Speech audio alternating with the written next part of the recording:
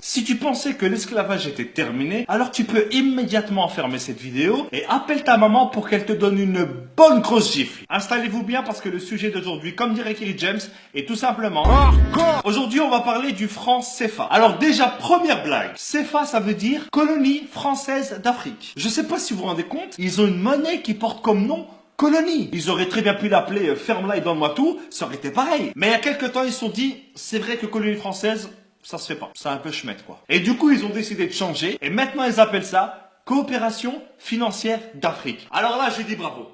Là, je dis bravo. Là, c'est excellent, c'est excellent. Je pense que ce changement, ça a été le plus gros jeu d'emmerde de l'histoire. Non, mais parce que changer uniquement le nom d'un truc pareil, ça sert à rien. C'est comme si moi, demain, je m'appelle Jean-Marc. Mais même si je m'appelle Jean-Marc, mon visage, lui, il te donnera toujours envie d'appeler la police. Donc cette monnaie, elle est utilisée dans 14 pays, pour plus de 100 millions d'habitants. Et devinez où est-ce qu'on imprime les billets? En France. Donc la France, à elle toute seule, dans 2 villages paumés que personne ne connaît, fabrique une monnaie dont dépensent 100 millions de personnes. Donc si demain, Jean-Jacques le Révolté avec ses copains, ils font grève, parce qu'en France, la grève, c'est limite une religion, eh ben t'auras 100 millions de personnes qui seront peut-être dans la merde. Mais attends, c'est pas tout. Les pays qui utilisent le franc CFA, ce sont les seuls pays au monde qui payent un impôt à un autre pays. Chaque année, ils sont obligés de donner 50% au trésor public français. Déjà que la France, elle exploite à fond et depuis des années les ressources de ces pays. Et en plus, ils doivent donner la moitié de ce qu'ils gagnent à des mecs qui n'ont même pas levé le petit doigt. C'est comme si tu venais chez moi, que tu me volais tous mes meubles et que en plus tous les mois je dois te donner la moitié de mon salaire. Sans parler du fait que hier soir tu avais déjà cambriolé mes grands-parents. Il y a 3 banques centrales africaines qui gèrent l'économie et la vie de millions de personnes. Et devinez qui est-ce qui a un droit de veto dans chacune de ces banques? Ça sera la France. Donc si un jour un pays comme le Mali décide d'emprunter de l'argent à une de ces banques pour faire un pont pour son peuple, et ben à ce moment-là, il y a un mec qui vient du fin fond de Roubaix, que personne ne connaît, qui ne parle même pas la langue du pays, et ben il a le droit de dire...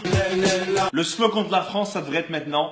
Liberté, égalité, fraternité au-dessus de la Méditerranée. En dessous, non, tu pues la merde. Et puis quand j'entends que la France fait des dons en Afrique, non, voler 50 € à quelqu'un et lui donner 10 €, ce n'est pas un don, c'est un remboursement. Et heureusement qu'il y a eu des chefs d'État qui se sont rebellés contre le franc CFA. Il y a eu par exemple Sylvanus Olympio. Ah non, lui il a été assassiné, pardon. Il y avait aussi Thomas Sankara. Non, lui aussi il a été assassiné. Non. Il y a aussi Modibo Keïta.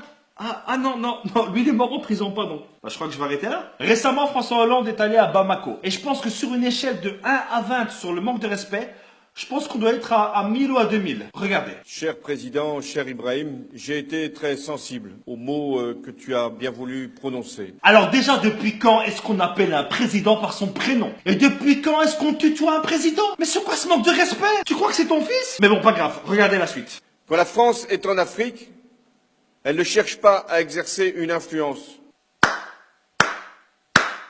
La France ne cherche pas à influencer l'Afrique, mais la monnaie de ces pays, la colonne vertébrale d'un pays, dépend entièrement de la France. Non mais là j'en ai marre, il se fout vraiment de notre gueule ce mec. Elle ne cherche pas à peser sur les choix politiques d'un pays. Quoi? Combien de chefs d'État africains ont été destitués par la France? Et encore moins à capter ses ressources. Non, c'est bon, je me tire, c'est bon.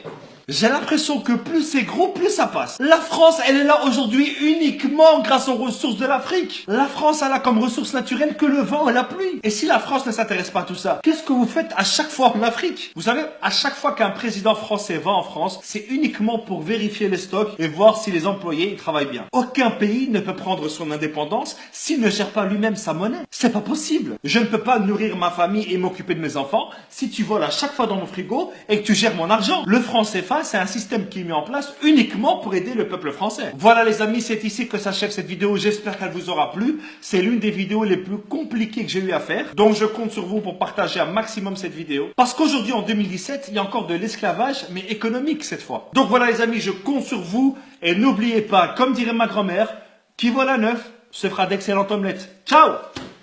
On oublie seulement une chose, c'est qu'une grande partie de l'argent qui est dans notre porte-monnaie vient précisément de l'exploitation, depuis des siècles, de l'Afrique. Pas uniquement, mais beaucoup viennent de l'exploitation de l'Afrique.